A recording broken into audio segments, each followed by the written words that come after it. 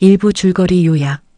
식물인간 상태에서 3년 만에 깨어난 박진수는 자신이 5조 원 재벌가에 숨겨진 상속자임을 알게 됩니다.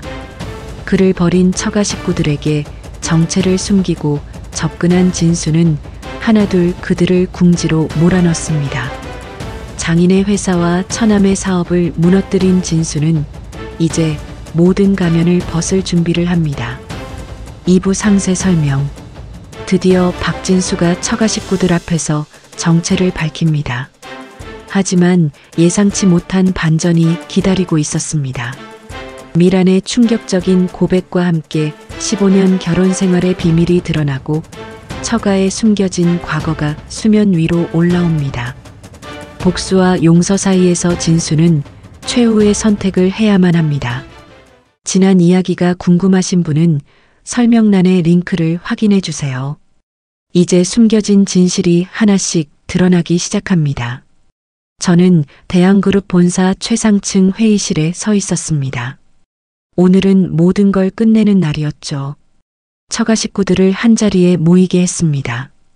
회사 인수 관련 최종 서류를 작성한다는 명목으로요. 장인어른, 장모님, 처남 재훈, 그리고 미란까지. 그들은 불안한 표정으로 회의실로 들어왔습니다. 박 대표님, 오늘 왜 저희를 모두 부르신 건지 곧 아실 겁니다. 먼저 앉으시죠. 저는 왜 부르신 거예요? 전 회사 일과는 관계없는데. 당신이야말로 꼭 있어야 할 사람이에요.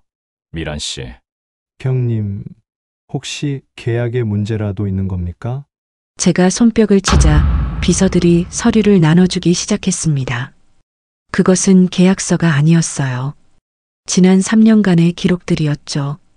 그들이 제 재산을 어떻게 나눠 가졌는지, 어떤 말들을 했는지 모든 증거가 담겨 있었습니다. 이게 뭐예요? 3년 전을 기억하십니까? 2021년 3월 15일.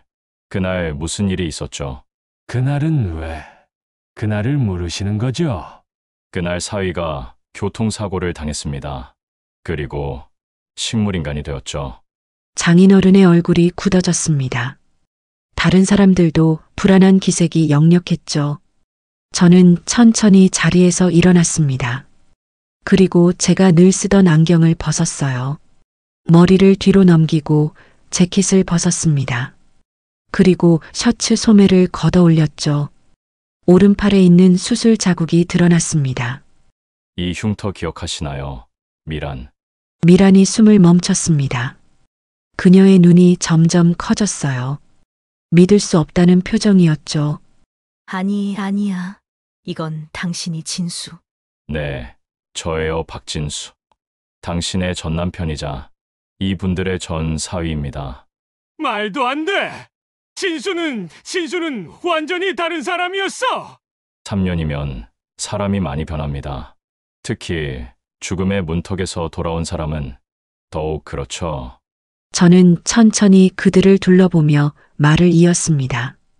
3년 전 병원에서 홀로 누워있던 시간들, 아무도 찾아오지 않던 그 외로움, 그리고 깨어났을 때의 배신감, 모든 것을 담담하게 이야기했어요. 회의실은 무거운 침묵에 휩싸였습니다. 장모님이 먼저 울기 시작했어요.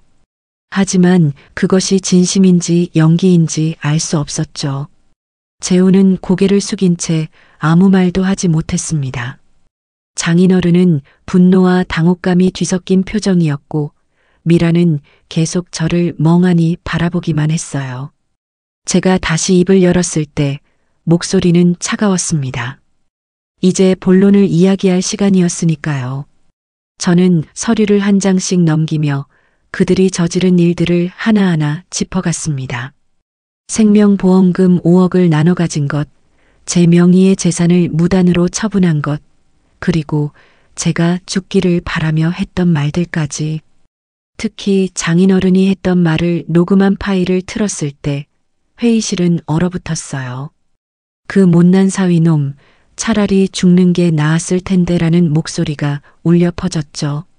장인어른은 변명하려 했지만 증거 앞에서는 무력했습니다.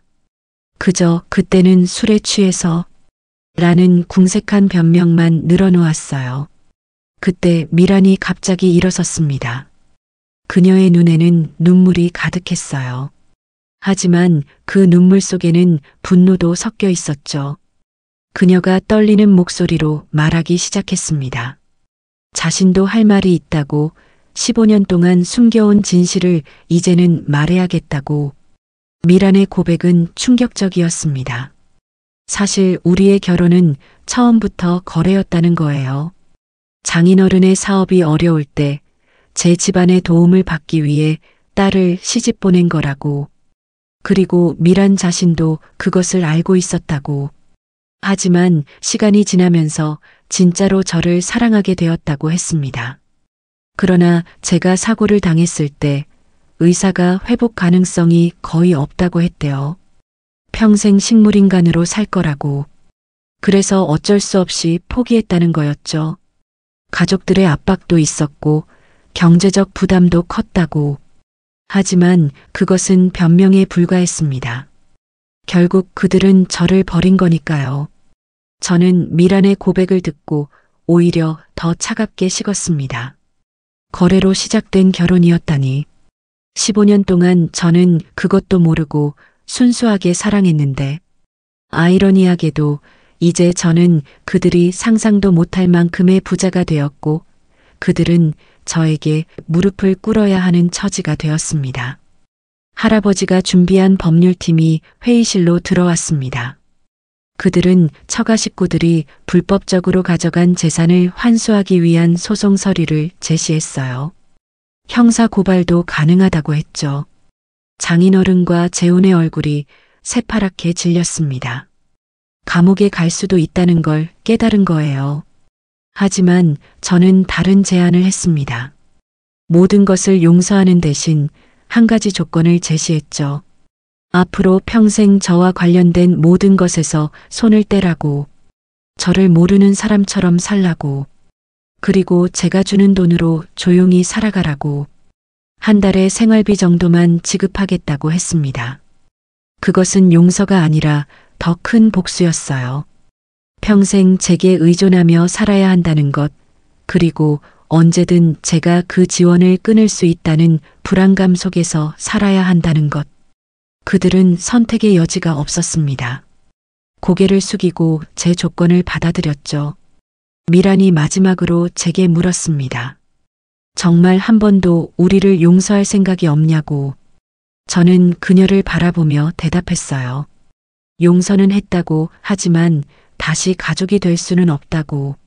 3년이라는 시간은 너무 길었고 배신의 상처는 너무 깊었으니까요. 회의가 끝난 후 저는 홀로 회장실에 앉아 있었습니다. 복수는 끝났지만 마음은 공허했어요. 창밖으로 보이는 서울의 야경이 화려했지만 제 마음을 채워주지는 못했죠. 그때 할아버지가 들어오셨습니다. 그는 제 어깨에 손을 얹으며 말씀하셨어요. 이제 진짜 인생을 시작할 때라고. 할아버지는 제게 대한그룹의 미래를 맡기고 싶다고 하셨습니다. 하지만 그 전에 제대로 배워야 한다고, 밑바닥부터 시작해서 경영을 익혀야 한다고 하셨죠. 저는 고개를 끄덕였습니다. 이제는 과거에 얽매이지 않고 앞으로 나아가고 싶었으니까요. 다음 날 예상치 못한 사람이 저를 찾아왔습니다.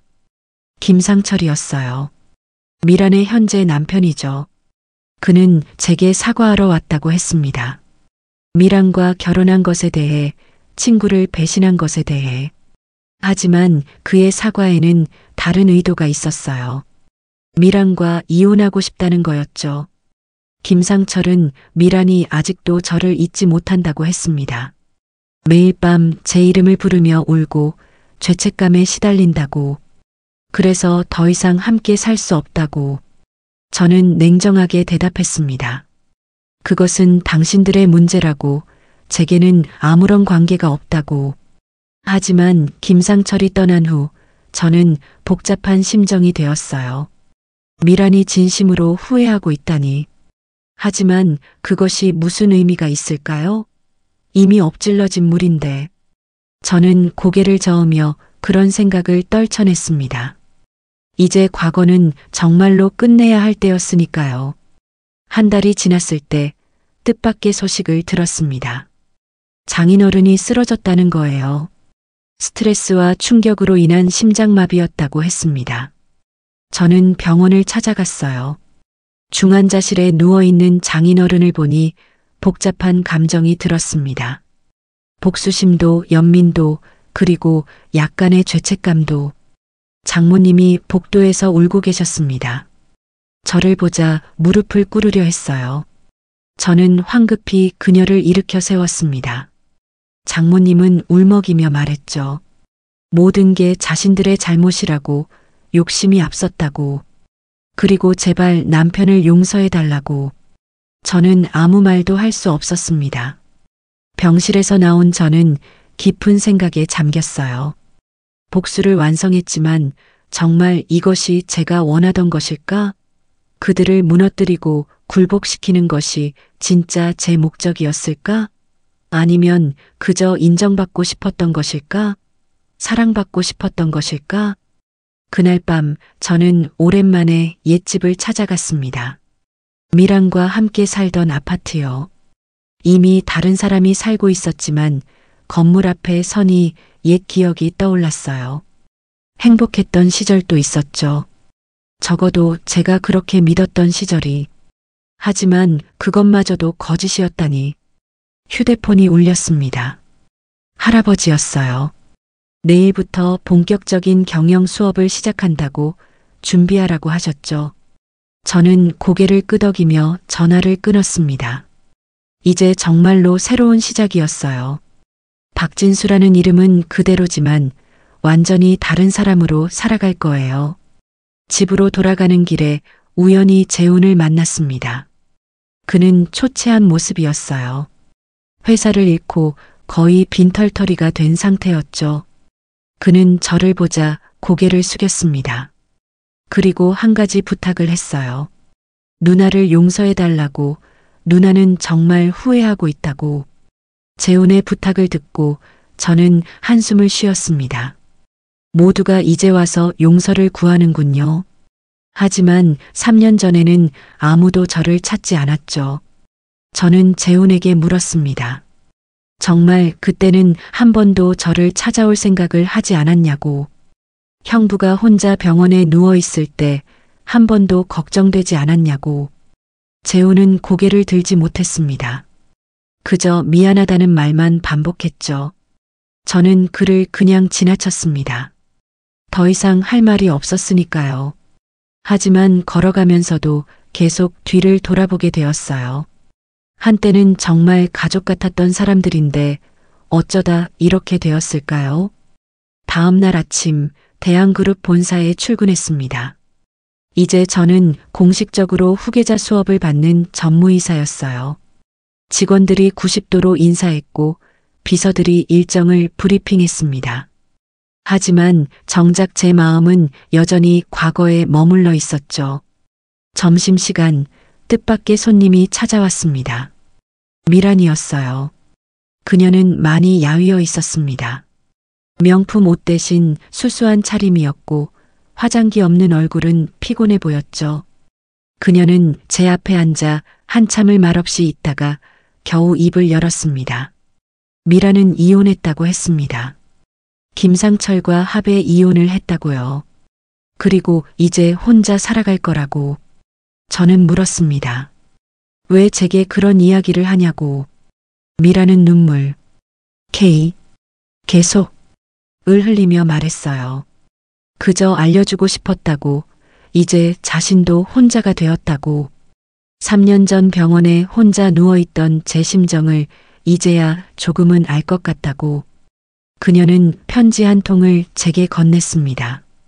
15년 동안의 결혼 생활을 돌아보며 쓴 편지라고 했어요. 그리고 일어서려다가 갑자기 쓰러졌습니다. 저는 놀라서 그녀를 부축했죠. 비서를 불러 병원으로 데려가게 했습니다.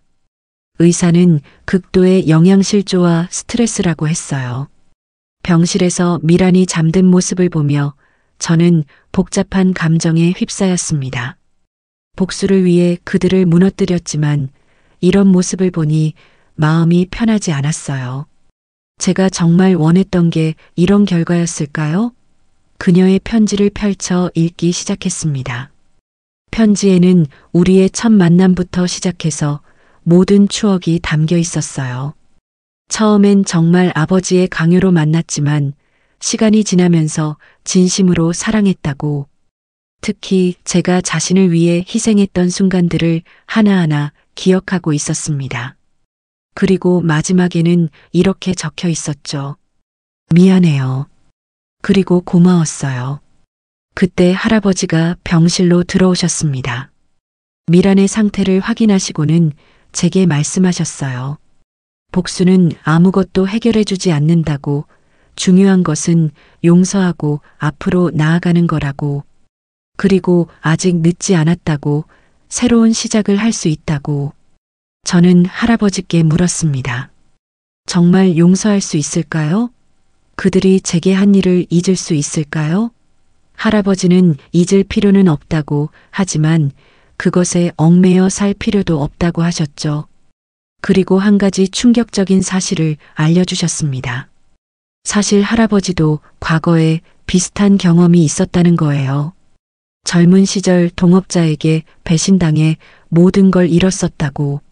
하지만 그 경험이 오히려 더 강하게 만들어줬고 지금의 대한그룹을 만들 수 있었다고. 그리고 그 동업자를 용서했을 때 비로소 진짜 자유를 얻었다고 하셨습니다.